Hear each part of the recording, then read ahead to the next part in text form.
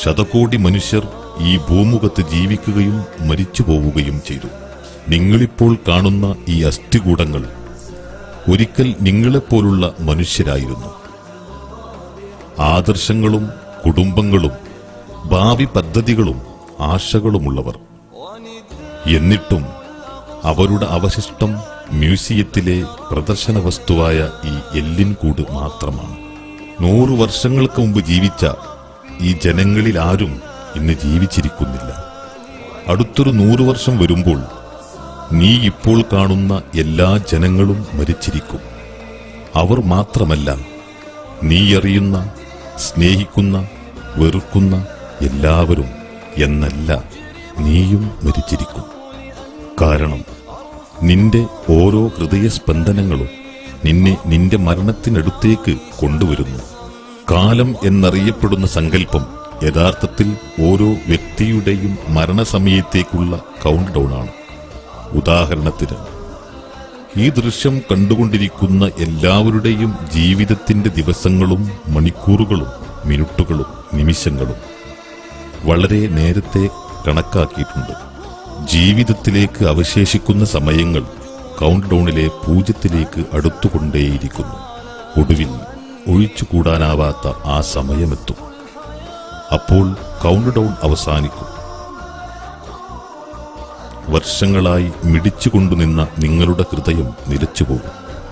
നിങ്ങൾ നിങ്ങളുടെ അന്ത്യശ്വാസം വലിക്കും. നിങ്ങളുടെ ശരീരം തണുക്കാൻ തുടങ്ങും. തെർമൽ ഇമേജിംഗ് ക്യാമറ ഉപയോഗിച്ച് പിടിച്ചെടുത്ത മരണാനന്തരം തണുത്തുറയാൻ തുടങ്ങുന്ന ഒരാളുടെ ശരീരത്തിന്റെ ചിത്രമാണ് നിങ്ങളിപ്പോൾ കാണുന്നത്.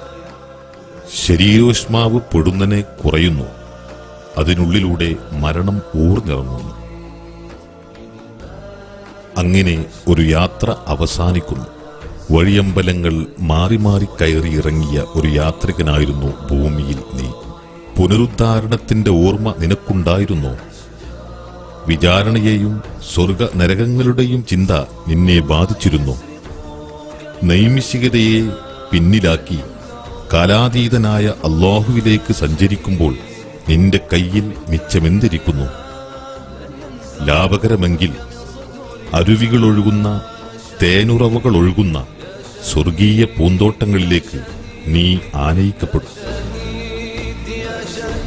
നഷ്ടക്കച്ചവടമാണെങ്കിൽ രൗദ്രവും ഭയാനകവുമായ നരകത്തിന്റെ വിശപ്പ് തീരാത്ത തീക്കുണ്ടത്തിലേക്ക് നീ വലിച്ചെറിയപ്പെടും.